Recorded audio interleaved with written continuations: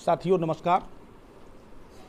आज सीपीसी के एक ऐसे विषय पर चर्चा करते हैं जिस विषय पर अगर कोई सिविल मुकदमा न्यायालय में पेंडिंग है तो अक्सर इस तरीके की घटना हम लोगों के सामने आती है। सिविल मुकदमे में या तो वादी या प्रतिवादी गण में से कोई एक, या वादी में अगर वादी गण हैं, एक से अधिक वादी है, तो उनमें से किसी एक वादी या किसी एक प्रतिवादी की दौरान सुनवाई वाद मृत्यु हो जाती है। तो ऐसी स्थिति में उस मुकदमे को आगे बढ़ाए जाने के लिए हम क्या करें। तो इस वीडियो में मैं दोनों बातें बताऊंगा। यदि हम वादी हैं और यदि हम प्रतिवादी हैं, वादी की स्थिति में हम कैसे अच्छे ढंग से अपना रिप्रेजेंटेशन करें, अच्छे ढंग से अपने मुवक्किल का प्रतिनिधित्व करें ताकि मुकदमा ठीक ढंग से और जल्दी हमारा डिस्पोज हो जाए, आगे बढ़ जाए।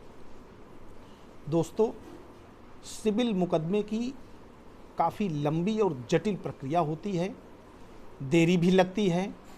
ऐसी स्थिति में कभी कभी वादी की या वादीगण में किसी एक वादी की मृत्यु हो जाने पर सीपीसी में आदेश 22 नियम 3 में सब्स्टिट्यूशन माने प्रतिस्थापन का प्रोविज़न दिया हुआ है। ऐसे मृत वादी का उसके विधिक प्रतिनिधि या वैधानिक उत्तराधिकारी, उन लोगों का नाम वादी के स्थान पर प्रतिस्थापित या सब्स्टिट्यूट किया जाता है, जिसका एक प्रार्थना पत्र वादी के उन्हीं लीगल रिप्रेजेंटेटिव वैधानिक प्रतिनिधि गण द्वारा न्यायालय में प्रस्तुत किया जाता है। न्यायालय अपोजिट पार्टी जो भी डिफेंडेंट हैं उनको कापी रिसीव कराने के बाद, उनकी आपत्तियां आने के बाद उस पर एक निर्णय करता है। इसमें साथियों एक समय का भी प्रोविज़न है कि वादी या किसी प्रतिवादी की मृत्यु होने के 3 माह के भीतर अर्थात 90 दिन के भीतर ऐसी मृत्यु की सूचना न्यायालय में दे देनी चाहिए। ये वादी का कर्तव्य है। वादी की ही मृत्यु हुई है तो अन्य वादीगण की ओर से या एक ही अगर वादी है तो उसके वैधानिक उत्तराधिकारियों द्वारा वादी के मृत्यु की सूचना उस मुकदमे में देना आवश्यक है। अगर सूचना 90 दिन के अंदर नहीं दी जाती है तो लिमिटेशन एक्ट लागू हो जाता है और धारा 5 परिसीमा अधिनियम यानी लिमिटेशन एक्ट की एप्लीकेशन साथ में देनी होगी। उस एप्लीकेशन को शपथ पत्र से समर्थित करना पड़ेगा। तो ये इसके बाद न्यायालय एक आदेश करता है कि इनका नाम सब्स्टिट्यूट कर दिया जाए। विपक्षी से आपत्तियां आमंत्रित करने के बाद अगर न्यायालय को लगता है कि वाद का कारण अवशेष है तो ऐसे मामले में सब्स्टिट्यूशन का आदेश हो जाता है। और सब्स्टिट्यूशन के आदेश के बाद वादी के जो विधिक उत्तराधिकारी हैं उनके अधिवक्ता हाथ से लाल पेन से कोर्ट की फाइल में जो अमेंडमेंट उन्होंने चाहा है वादी के आगे मृत लिख दिया जाता है।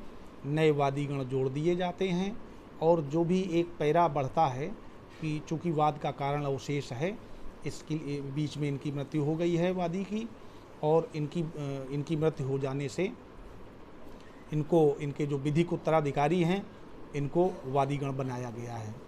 तो इसके बाद फिर वही प्रक्रिया शुरू हो जाएगी। जिस जगह से मृत्यु होने के पूर्व में दावा जहाँ से क्लोज हुआ था वहीं से फिर आगे बढ़ जाएगा। जिस प्रक्रम से मान लीजिए इश्यूज़ के पहले है तो वहाँ से बढ़ जाएगा। इश्यूज़ बन गए हैं और एविडेंस पे चल रहा है तो एविडेंस आगे बढ़ जाएगा। लेकिन जब तक वादी के विधिक उत्तराधिकारियों का सब्स्टिट्यूशन नहीं हो जाता है तो दावे में आगे कोई कार्रवाई बिना सब्स्टिट्यूशन के नहीं होती। इसी तरीके से जब कोई प्रतिवादी की मृत्यु हो जाती है या किसी एक से अधिक प्रतिवादी गण की मृत्यु हो जाती है तो आदेश 22 नियम 4 सीपीसी के अंतर्गत प्रार्थना पत्र दिया जाता है। उसमें उस प्रार्थना पत्र में वादी की ओर से आपत्तियां आमंत्रित की जाती हैं और वादी की आपत्तियां मिलने के बाद फिर वही प्रक्रिया अपनाई जाती है और ये प्रार्थना पत्र भी वादी की ही ओर से दिया जाता है। और इस प्रार्थना पत्र में वादी की ओर से प्रार्थना पत्र दिया जाता है कि मेरी जानकारी में ये आया है कि प्रतिवादी नंबर फला फला, या एक ही प्रतिवादी है तो प्रतिवादी की फला फला डेट में सो एंड सो डेट में डेथ हो गई है और उनके नाम के आगे उनके जो विधिक उत्तराधिकारी हैं उनको इसमें सब्स्टिट्यूट किया जाना अति आवश्यक है। बिना उनके सब्स्टिट्यूशन के, चूँकि वाद का कारण या कोई अगर इजरा है जिसको एग्जीक्यूशन भी कहते हैं, एग्जीक्यूशन उनके विरुद्ध होना है, तो चूँकि वाद का कारण बना हुआ है या उनके विरुद्ध डिक्री का निष्पादन होना है, इसलिए उनका नाम चूँकि वो मृत हो गए हैं तो उनके नाम की जगह पर उनके विधिक उत्तराधिकारियों का नाम सब्स्टिट्यूट करना बहुत आवश्यक है। इसमें भी दोस्तों वही 90 दिन की टाइमिंग है। अगर 90 दिन के पश्चात प्रार्थना पत्र दिया जाता है तो धारा 5 लिमिटेशन एक्ट का प्रार्थना पत्र विद एफिडेविट के साथ में देना होगा।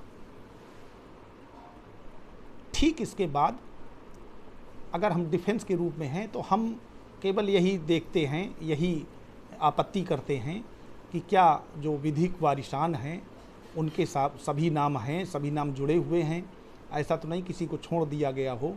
क्योंकि अगर एग्रीकल्चर लैंड है तो ऐसी स्थिति में पुत्रगण ही सब्स्टिट्यूट होते हैं।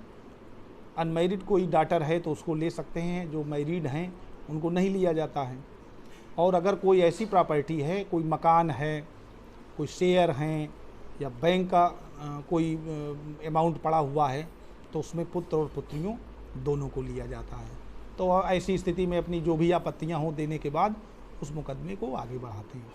अगर हम प्रतिवादी हैं, उसी मामले में अगर हम प्रतिवादी हैं और वादी ने सब्स्टिट्यूशन नहीं कराया है तो हम एक प्रार्थना पत्र अवेट किए जाने के संबंध में दे सकते हैं कि इसका समय 3 महीने से ऊपर हो गया है, प्रतिवादी नंबर फला फला या वादी की मृत्यु हो चुकी है। ऐसी स्थिति में इस मामले का उपशमन कर दिया जाए, क्योंकि अब कोई काज ऑफ एक्शन बचा ही नहीं है, अवेट कर दिया जाए दावा। तो ऐसी स्थिति में हम अवेट का प्रार्थना पत्र दे सकते हैं। तो दोस्तों, सब्स्टिट्यूशन होने के बाद ही कार्रवाइयाँ आगे बढ़ती हैं। सिविल मुकदमे में आदेश 22 नियम 3 व 4 दोनों अति महत्वपूर्ण हैं और ज़्यादातर ये सेक्शन काम आते हैं। तो हमारे दोस्त जो सिविल की प्रैक्टिस में हैं, नए हैं, या जो वादकारी हैं जिनको जानकारी में ये बात नहीं है कि वादी या प्रतिवादी किसी एक की मृत्यु हो गई है, तो ऐसी स्थिति में क्या करें, उनके लिए वीडियो महत्वपूर्ण है, समझने के लिए है। दोस्तों, अगर आपको हमारे वीडियोज़ अच्छे लगते हैं तो हमें लाइक करिए, सब्सक्राइब करिए, कमेंट्स करिए, हमारा उत्साहवर्धन करिए, ताकि हम आपको नई नई जानकारियाँ अपने इस चैनल के माध्यम से उपलब्ध कराते रहें। नमस्कार।